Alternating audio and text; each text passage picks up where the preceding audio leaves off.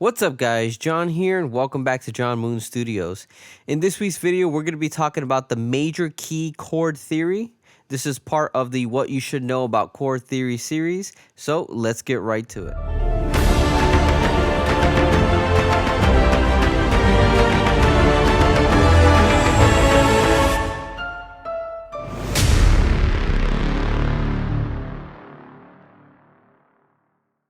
Okay, so we're going to be talking about the major chords inside of a major key and what diatonically happens with these chords in 7th chord version and also in triad version.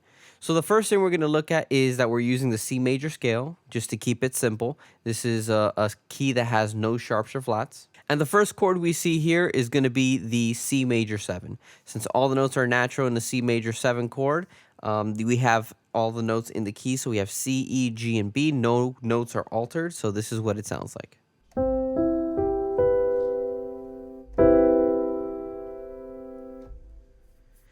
Next, we're going to look at the 2 chord, which is a D minor. What's up, guys? John here, and welcome back to John Moon Studios. In this week's video, we're going to be talking about the major key chord theory. This is part of the What You Should Know About Chord Theory series, so let's get right to it. Minor 7 chord. Again, I have written down here the triad version. This is supposed to be, capitalized here because it is a major triad. So now here we're going to move on to D minor. So D minor 7 sounds like this. Again, all the notes are natural because we're using the notes diatonically to the key of C. If we just use the triad version, then you just take off the 7th note, which is the 4th note of that chord. So it'll sound like this. Moving on to the 3 chord, we have an E minor 7. Next, we have an F major 7 chord. So the 5 chord stays pretty neutral as a dominant chord, even throughout the different kinds of, kind of chord theory we can go through, which is harmonic minor, harmonic major, and we also have melodic minor as well.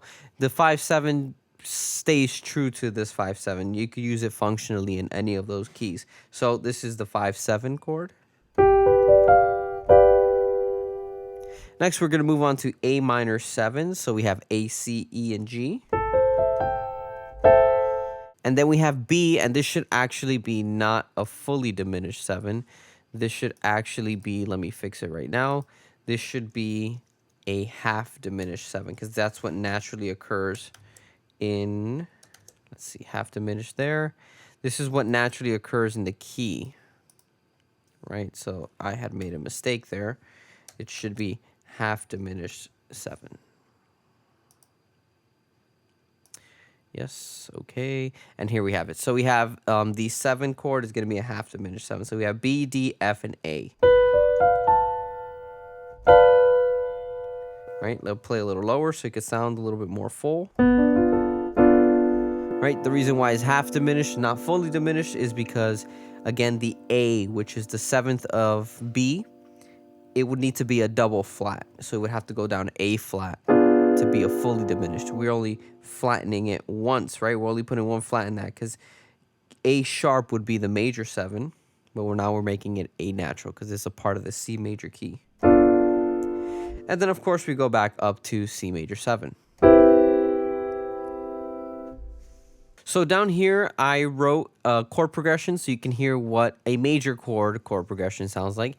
And although this is the kind of chord progression you hear in everyday music, pop music, country music, you name it, these chords are being used.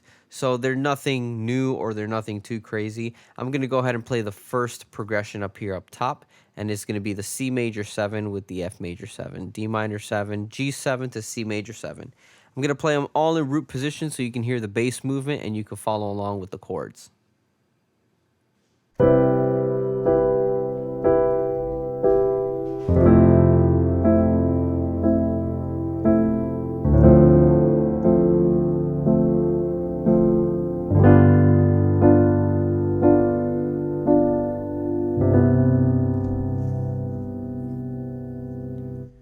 Right?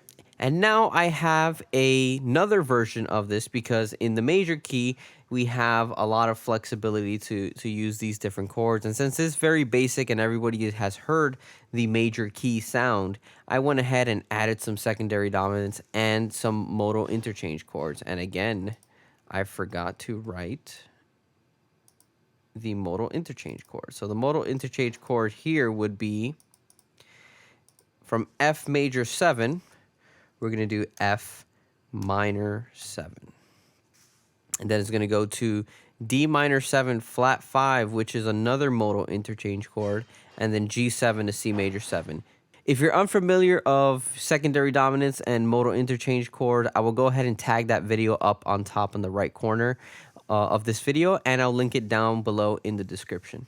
All right, so let's take a listen to what this chord progression sounds like with some secondary dominants and some modal interchange chords.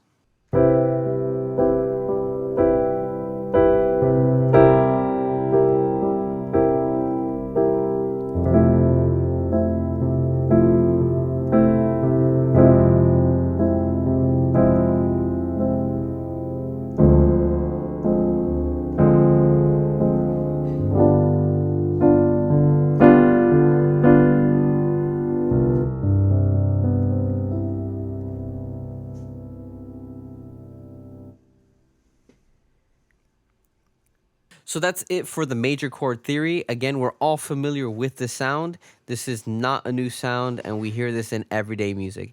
If you have any questions, please drop your comments down below and I'll get to them as soon as possible. If you like this video, hit the thumbs up, subscribe. Don't forget to hit the ring button so you don't miss any of my weekly videos.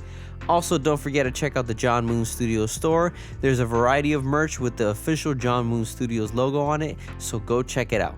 Don't forget to share with your musician friends. I'll see you guys soon.